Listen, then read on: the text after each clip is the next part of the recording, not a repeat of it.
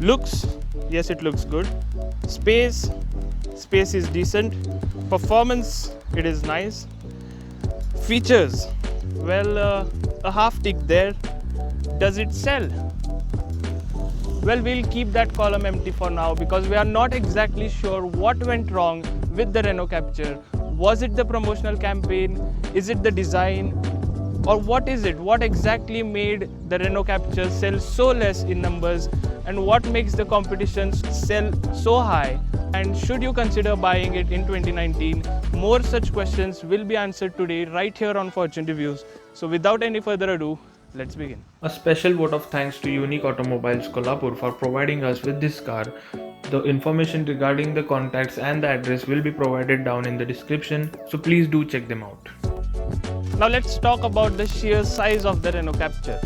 It is one of the longest, one of the widest, and it also has one of the largest wheelbase in the segment. All of this altogether translates towards more space on the inside, which we'll talk about in a bit. But for now, let's talk about the ground clearance. The ground clearance here is 210 mm, which is excellent for off-roading. The rims are 17-inch, which give the car a classy look. There are butch flared wheel arches under which the tires and the rims altogether looks nice. All in all, the side profile is excellent and especially the dual tone finish on the car looks great.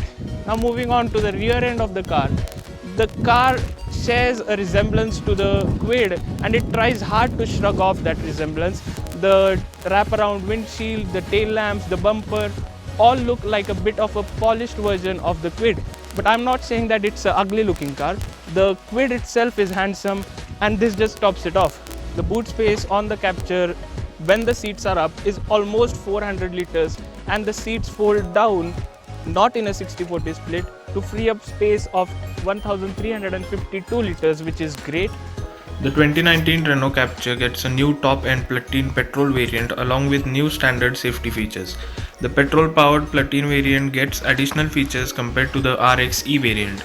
These includes LED headlamps with dynamic indicators, LED fog lamps, a touchscreen infotainment system that supports Android Auto and Apple CarPlay, an Archimedes-tuned sound system, 6 airbags, walk-away door locks, auto headlamps and wipers.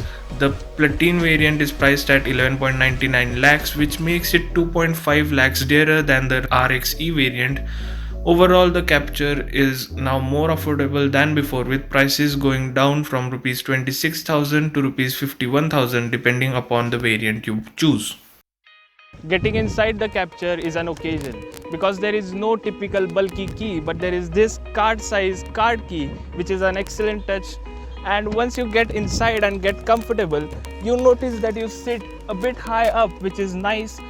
No, you cannot see the low slung nose, but this commanding position excites you to do more. Overall, the cabin is excellent according to me. The seats, well, after some time you'll notice that they are a bit stiffer, but it is excellent and it will not tire you on those long highway trips. On the inside, there's a specific slot to keep this card key. Once you keep the car inside, then you can start your car. The way the dashboard has been designed with a prominent bulging center console is excellent. There's a lot to like about the design though, as it flows effortlessly from one door pad to the another. It looks a lot tidier than the Cretas or the S-Cross's dash that have a no-frills design. On a related note, it's a lot more upmarket than the Duster and the Terrano's dash.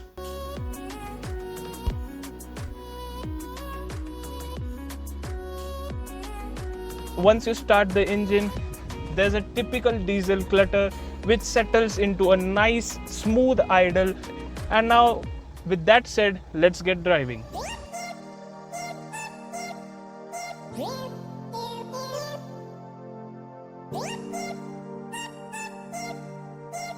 The Captur gets the carried over engine from the Duster, and this time it's the more powerful version which produces 110 PS of power and 245 Newton meters of torque.